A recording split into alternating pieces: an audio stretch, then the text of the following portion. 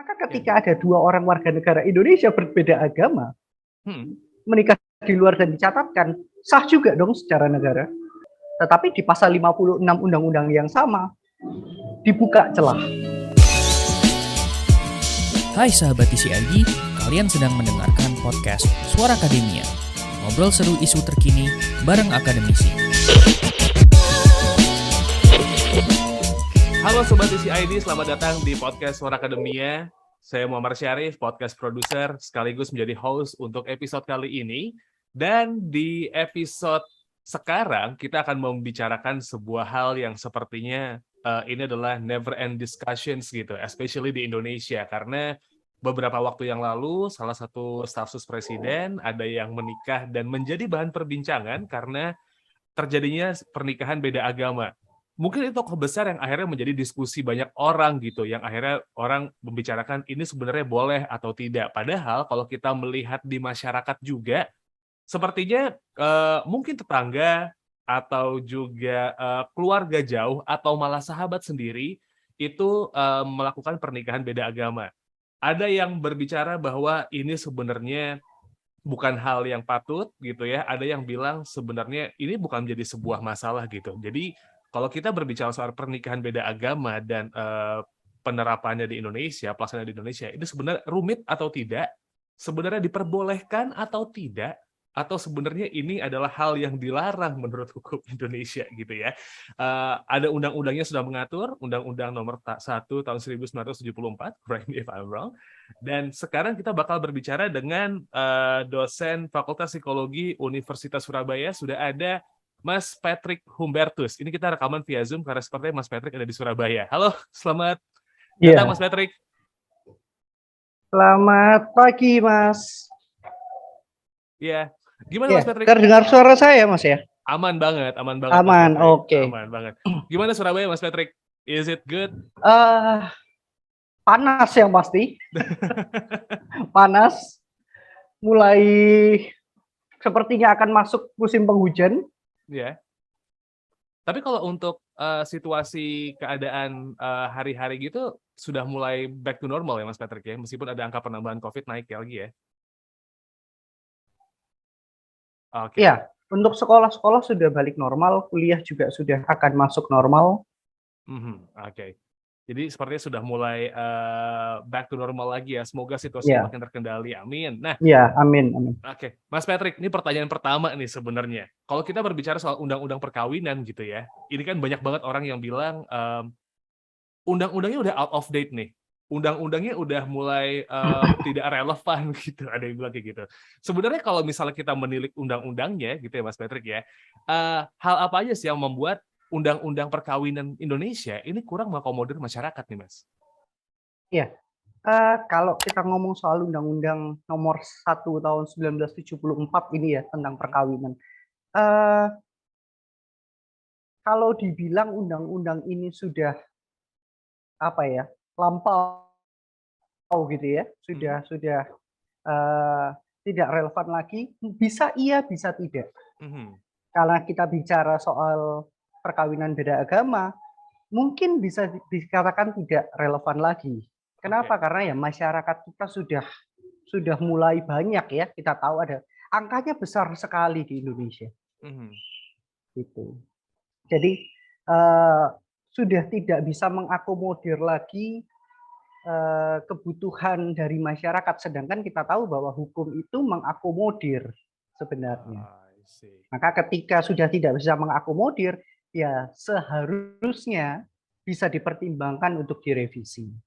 Seperti itu. Oke, tapi sebenarnya gini nih Mas, se-urgent itukah undang-undang perkawinan harus mengakomodir pernikahan beda agama ini gitu? Kalau menurut Mas Patrick gimana? Ya, karena angkanya tinggi ya Mas ya. Misalnya salah satu blog yang dikeluarkan oleh Universitas Muhammadiyah Jogja misalnya tahun 2009 ada mulai tahun 1980-an lah. Sampai kemudian awal 2000-an itu angkanya meningkat setiap tahun yang tercatat, yang berhasil masuk di dalam survei mereka. Itu angkanya meningkat setiap tahun. 10, 15, 19 terus. itu hanya di Yogyakarta. Bagaimana dengan kota-kota yang lain? Jadi angkanya besar sekali dan harus diakomodir, harus ada regulasi hukum tentang itu. Oke, ini baru kota Yogyakarta yang sebenarnya populasinya tidak sebesar itu ya, Mas Patrick ya. Bagaimana dengan kota-kota yang lebih besar dan banyak populasinya gitu ya? I see. So that's the reasons why kenapa pernikahan beda agama ini juga sudah mulai harus dipertimbangkan dan harus diakomodir secara hukum gitu. Iya. Nah, tapi kalau kita melihat realitanya nih, Mas Patrick, banyak orang yang ketika melakukan pernikahan beda agama gitu di Indonesia, biasanya ngakalin nih dalam tanda petik, mencari loophole-nya nih. Iya. Ada yang mencoba untuk kayak misalnya menikah di luar negeri, habis itu minta dicatatkan di catatan sipil. Itu yang pertama. Yang kedua, ada yang secara secara administratif itu mengaku pindah agama padahal enggak gitu.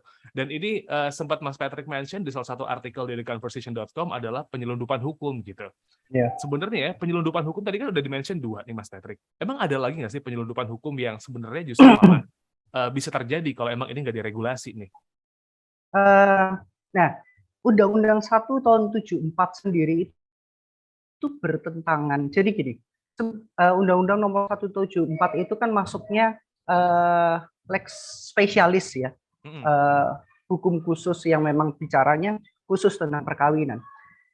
Sebagai lex spesialis aja, undang-undang perkawinan itu bertentangan dengan undang-undang khusus yang lain, misalnya hukum undang-undang hak asasi manusia misalnya, dia bertentangan dengan itu. Belum lagi di dalam Undang-Undang 174 itu juga bertentangan antar pasalnya. Kayak tadi misalnya tentang menikah di luar negeri lalu dicatatkan dalam catatan sipil gitu ya, supaya sah diakui oleh negara. Itu kan ada di pasal 56 Undang-Undang Perkawinan nomor 1 tahun 1974.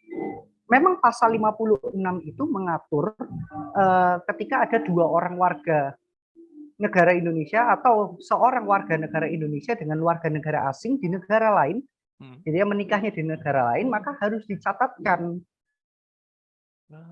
agar mendapat pengakuan sah dari negara.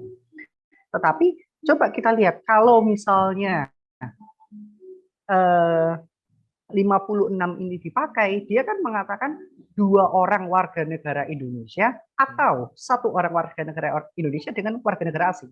Maka ketika ada 2 orang warga negara Indonesia berbeda agama, menikah di luar dan dicatatkan, sah juga dong secara negara. Iya, betul. Nah, itu. Jadi di dalam pasalnya pun bertentangan. Misalnya kita lihat di pasal 2. Di pasal 2 dia mengatur tentang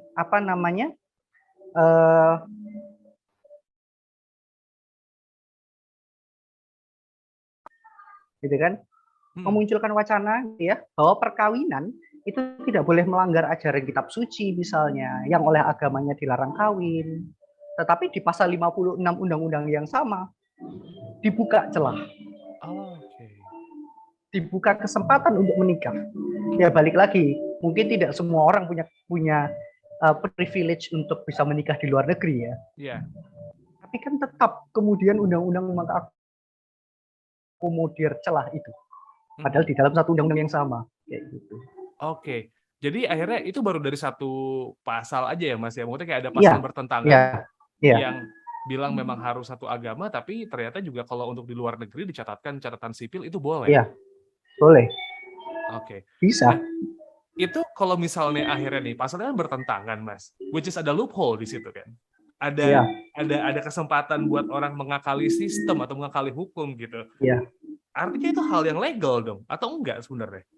Karena memang di pasal yang satu melarang, tapi kalau udah nikah di luar negeri yang ternyata membebaskan, itu nggak apa-apa gitu. Jadi ini sebenarnya jadinya boleh atau enggak sih Mas? Karena memang pasal bertentangan ya. Nah, agak sulit ya Mas ya bicara soal boleh tidaknya. Karena tergantung kemudian ketika pengajuan mana yang mau dipakai. Pasal mana yang mau dipakai untuk berargumen. Misalnya, tadi kan pasal 2, pasal 56 gitu ya. Kita masuk bicara soal pasal 8 huruf F Undang-Undang 1 tahun 74 misalnya. Pasangan yang mempunyai hubungan yang oleh agamanya atau peraturan lain yang berlaku dilarang kawin. Spesifik. lebih spesifik daripada pasal 2. Yeah. Tapi coba kita pertentangan dengan 56. Tetap ada. Nah, ketika kita mengajukan perkawinan beda agama ya balik tergantung. Kita mau berargumentasi pakai pasal yang mana. Jadi kalau Dan kalau kita mau berargumentasi dengan 56, ya maka satu-satunya cara adalah menikah di luar negeri. Oke. Kalau kita kawin di luar negeri kan kita tidak perlu mendaftarkan apa agama kita. Ya, karena betul. Setahu saya ID yang ada kolom agama hanya di Indonesia. Ya, betul. Ya, seperti itu. Jadi intinya ketika misalnya akhirnya pasal 2 dan pasal 8 ayat F tadi itu mau dipakai, ternyata pasal 56 justru malah bisa jadi senjata orang untuk yang kayak, lah ini diperbolehkan kok gitu, saya nikah di luar negeri gitu, ketemu di luar negeri, jadi ya nggak apa-apa gitu ya. Lebih aman. Oke. Nah, kita berbicara soal nih Mas Patrick sekarang, berbicara soal yang secara administratif dalam tanda petik ngakalin agama nih gitu. Nah, ini kalau yang itu gimana nih Mas Patrick nih ngelihatnya? Kok itu bisa disebut jadi penyelundupan hukum nih? Gini, kalau ngakalin agama, ya gini, aturan tentang administrasi kependudukan itu kan diatur di dalam undang-undang ya. Iya, betul. Termasuk di dalamnya adalah soal agama dan lain sebagainya, itu kan diregulasi oleh pemerintah melalui aturan hukum. Tapi ketika kemudian ada dua orang dengan dua agama berbeda kemudian mau melangsungkan perkawinan, ada banyak hal, misalnya tadi pasal 56 memberi celah, atau yang paling mudah ketika tidak kemudian mau atau tidak punya privilege untuk bisa menikah di luar negeri, cara yang paling mudah adalah merubah kolom KTP. Rubah aja kolom KTP. Setelah nanti kawin, selesai, mereka berdiri dengan kartu keluarga sendiri, rubah lagi balik seperti semula. Kan tidak ada masalah. Dan kan tinggal ngurusnya tinggal ke kelurahan, kecamatan, selesai. Iya. Artinya gini nih Mas Patrick, kalau misalnya pada akhirnya orang tidak bisa menjalankan pernikahan di luar negeri gitu ya, karena memang berbeda agama gitu, dan mereka let's say berubah agama dulu untuk pernikahan, ketika akhirnya udah punya kartu keluarga sendiri, lalu akhirnya ada salah satu orang dari pernikahan itu, either suami or istrinya, itu kembali ke agamanya yang lama gitu, karena memang cuma untuk mengakali administrasi, itu tidak ada masalah dong Mas artinya. Pernikahannya tidak bisa diapa-apakan lagi dong. Jadi sah-sah aja kayak gitu. Nggak bisa, karena sudah sah. Perkawinannya kan sah. Menurut agama dan menurut hukum. Jadi tidak ada masalah secara administrasinya, tidak ada masalah. Perkawinannya tetap dianggap sah. Yang berubah kan keimanannya, di mana di Indonesia kemudian keimanan itu dicatatkan dalam administrasi kependudukan. Oke. Jadi intinya justru mengakali hukum perkawinan itu sendiri ya, kalau misal kita berbicara soal penyelundupan hukum di situ ya Mas Patrick ya. Iya. Artinya memang banyak pasal yang mungkin bertentangan. Tapi ini Mas, kita udah tahu nih bahwa ada lumayan banyak penyelundupan hukum dalam tanda petik itu tadi. Dan biasanya kalau misalnya kita berbicara soal pernikahan, kita berbicara yang mayoritas dulu mungkin di Indonesia Mas ya, yang pernikahan sesama Muslim gitu. Nah, biasanya kan ada hukum waris dan yang lain-lain gitu-gitu kan. Yang biasanya kalau misalnya kita lihat hukum waris itu tuh kadang-kadang ntar agamanya juga ada peranan penting di situ soal pembagian dan lain-lain. Kalau terjadi penyelundupan hukum nih Mas, gitu, ada pihak yang dirugikan nggak sih kalau misalnya kayak gini? Let's say tadi pernikahan di luar negeri, habis itu juga mainin kolom agama, bukan mainin yang beneran mainin ya, dalam tanda petik kayak ngakalin administratif gitu. Akan ada yang dirugikan nggak sih Mas? Karena kan memang kalau di Islam ada hukum waris, di agama lain juga mungkin ada hukum-hukum yang berjalan kayak gitu, kalau misalnya memang harus berpisah, itu ada yang dirugikan nggak sih? Itu konsekuensi ya dari kemudian ya ini tadi, kenapa kemudian undang-undang itu saya rasa perlu untuk kemudian ditinjau ulang, ya karena ini tadi ada konsekuensi di belakang. Kita tidak bisa kemudian membendung keinginan dua orang untuk membangun rumah tangga. Nah, tapi ketika kemudian keinginan mereka tidak bisa diakomodir dengan aturan atau regulasi hukum, maka mereka akan mencari celah. Yang sebenarnya kalau dibilang celah ini melanggar hukum, ya tidak. Karena ya hukumnya pun tidak sempurna. Tapi ketika kemudian ada terjadi sesuatu, entah perceraian, entah kematian di belakang, akan ada konsekuensi. Ya salah satunya adalah soal waris misalnya. Jadi lumayan memberatkan ya kalau secara nggak langsung kalau kita melakukan penyelundupan hukum dan ini tidak diatur gitu ya Mas Patrick ya? Iya, itu kenapa yang kemudian saya rasa perlu dibenahi ya bukan penyelundupan hukumnya, bukan bagaimana orang mencari celahnya, tapi ya undang-undangnya yang harus kemudian ditinjau, disesuaikan dengan perkembangan zaman. Perkembangan masyarakat kita gimana? Mereka membutuhkan aturan hukum yang seperti apa? Seperti itu. Oke, jadi paling tidak bisa mengakomodir kehidupan orang zaman sekarang yang memang pada akhirnya data dari yang tadi Mas Patrick bilang dari Universitas Muhammadiyah Yogyakarta gitu, bahwa there is increasing trend gitu ya soal pernikahan beda agama yang memang harus diakomodir negara supaya akhirnya semua masyarakat terlindungi gitu. Iya. Ya sekarang kan kita berteman aja kita latar belakangnya macam-macam. Dari kecil kita berteman dengan banyak orang, nggak mungkin dari situ kemudian tidak muncul kedekatan dan sebagainya. Tapi kemudian ketika mereka mau membawa hubungan mereka ke jenjang yang lebih serius, mereka bertabrakan dengan regulasi hukum. Kayak gitu. Ya, ini kita berbicara hukum ya, jadi kita tidak coba berbicara ke yang agama-agamanya dulu ya, karena berbicara soal hukum tidak mengakomodir juga gitu untuk di part itu. Iya. Tadi Mas Patrick sempat nge-mention bahwa ada konsekuensi yang cukup besar gitu, kayak misalnya tadi hukum waris gitu ya di pernikahan. Nah, kita berbicara kalau pada akhirnya nih Undang-Undang Perkawinan gitu ya nomor 1 tahun 1974 ini literally nggak direvisi sampai kapanpun. Gitu, benar-benar enggak diubah sama pemerintah, kayaknya udah deh pakai ini aja, ngapain sih kita ngubah-ngubah lagi gitu, ini udah bagus kok. Ada dampak lain nggak sih Mas Patrick? Iya. Kalau dampak ya, yang paling buruk adalah kohabitasi misalnya. Ya, orang akhirnya dan menurut saya ada banyak pasangan-pasangan terutama di kota-kota besar ya, di mana kedekatan antar misalnya tetangga atau lingkungan tempat tinggal yang tidak kemudian terlalu akrab itu di kota-kota besar biasanya banyak yang melakukan kohabitasi karena kemudian lihat waduh ribet juga ngurus ini ngurus itu. Ya sudah, jalan aja, mereka tinggal bersama. Ya itu yang menurut saya konsekuensi yang kita hadapi ya sekarang. Yang saya nggak mau bilang itu buruk sih, gitu ya. Tapi itu kalau secara normatif ya itu adalah konsekuensi terburuk. Gitu. Selain ya tadi konsekuensi soal waris, kalaupun memaksakan perkawinan beda agamanya. Oke, jadi malah akan ada nanti dampak-dampak sosial yang lain ya Mas, selain dari dua pasangan itu ya? Iya, permasalahan-permasalahan sosial yang lain yang akan muncul sebenarnya.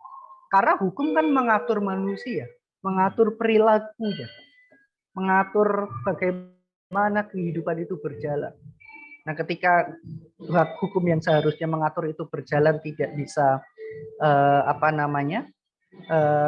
mengakomodir perkembangan kehidupan masyarakat ya, maka masyarakat akan kemudian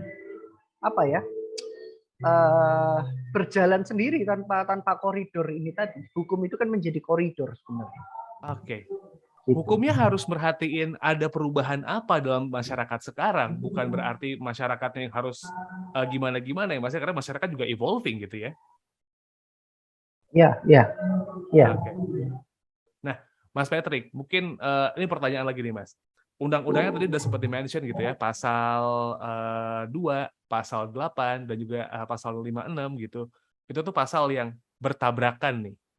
Iya nggak sih? Pasal 2 sama pasal 8 itu tuh mengatakan bahwa masing-masing itu tuh harus mungkin satu iman, tapi di pasal 56 mengizinkan bahwa pernikahan akan sah kalau misalnya 2 orang Indonesia atau satu WNI dan satu WNA itu menikah di luar negeri, ya kan? Dan bisa dicatatkan catatan sipil. Itu adalah hal-hal yang bisa direvisi dalam tanda petik untuk bisa mengakomodir nih dinamika masyarakat sekarang gitu. Ada poin lain nggak nih, Mas Patrick, yang kira-kira bisa dibenahi lagi kalau misalnya memang pernikahan beda agama ini tuh akhirnya bisa di look up dan akhirnya masuk di undang-undang pernikahan gitu. Yang direvisi adalah enggak?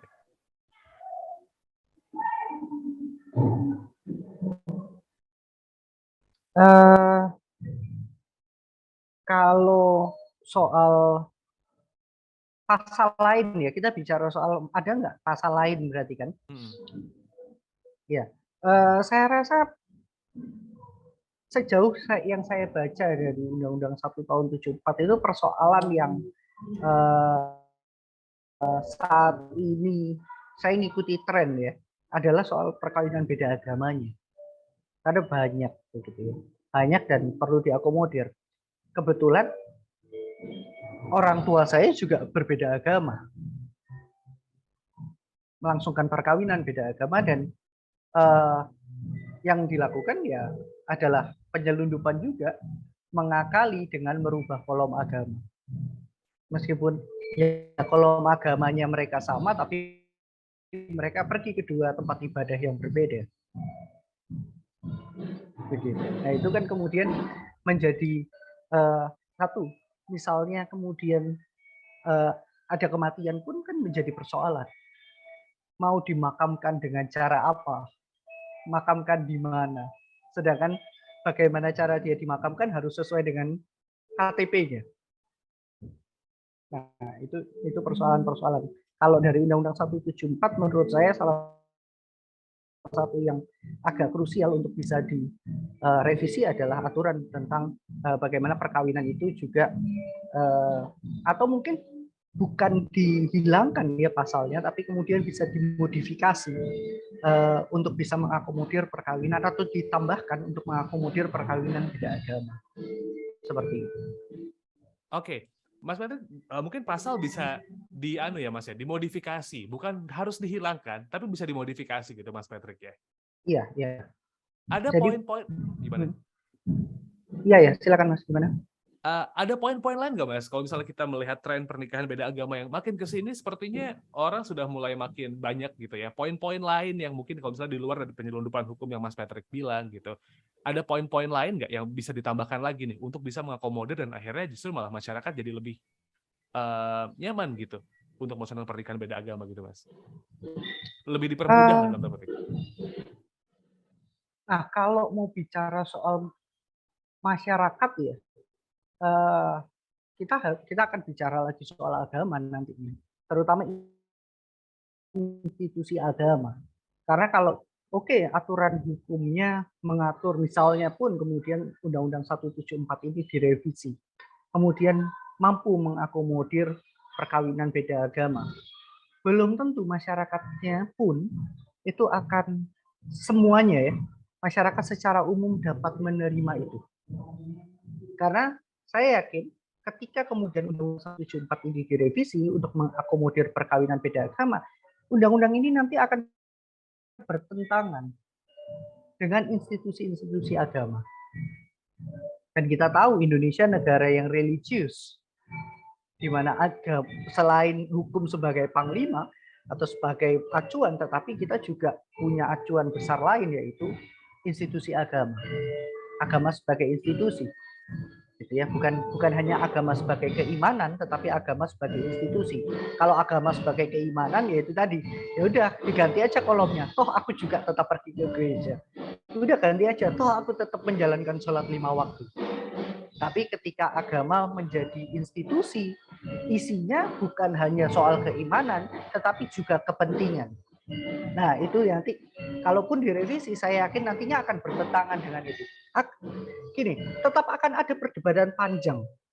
Mau diizinkan, mau tidak diizinkan. Perdebatannya pasti tetap akan panjang. Karena ya itu tadi balik, masyarakat kita masyarakat yang religius. Yang apa ya? Agama itu masih dilihat sebagai satu kunci yang besar, gitu, dan mengesampingkan kemudian kebutuhan-kebutuhan dasar manusia yang lain. Salah satunya adalah perkawinan. Itu. Jadi intinya Mas Patrick, ketika kita berbicara soal pernikahan beda agama dari awal sampai dengan sekarang gitu ya, dari awal diskusi kita di episode kali ini sampai dengan tadi Mas Patrick memberikan pemaparan gitu, ini adalah lebih ke bagaimana caranya negara itu bisa hadir dengan memberikan payung hukum dan juga memberikan dalam tanda petik garansi ketika memang ada warganya melakukan pernikahan beda agama gitu ya, untuk menghindari konsekuensi-konsekuensi yang nantinya di belakang justru malah bikin mereka rumit gitu ketika melakukan pernikahan. Kurang lebih kayak gitu ya Mas Patrick ya? Iya, iya. Jadi negara hadir. Kehadiran negara salah satu yang dibutuhkan oleh warga negara adalah yaitu tadi mengakomodir warga negara, mengakomodir kebutuhan warga negara dalam regulasi.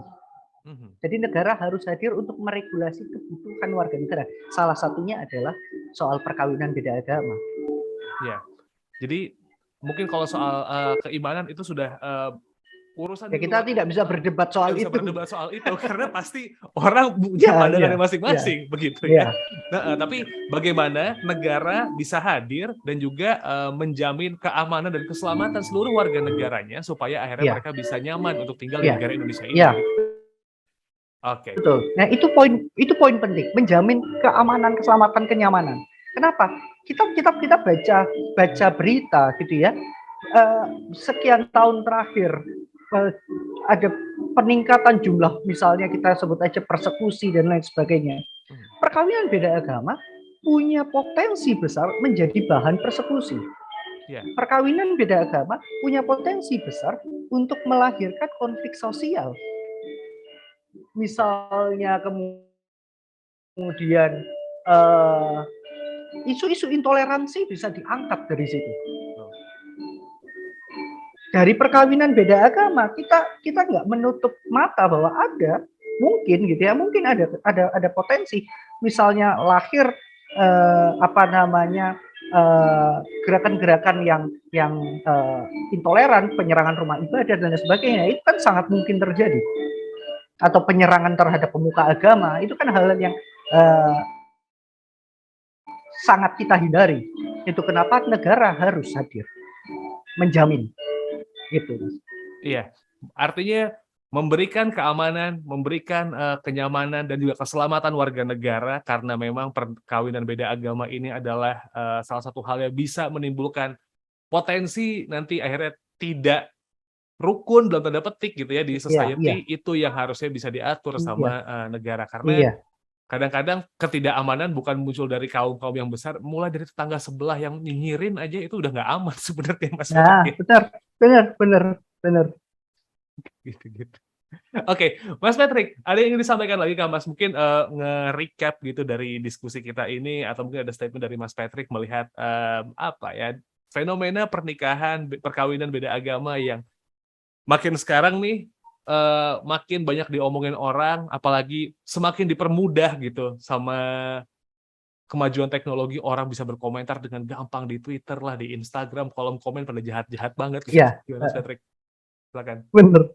Ya, kalau saya ngajar ke mahasiswa saya, bicara soal perkawinan, bicara soal pacaran gitu ya, saya selalu bilang, coba jalani dulu aja.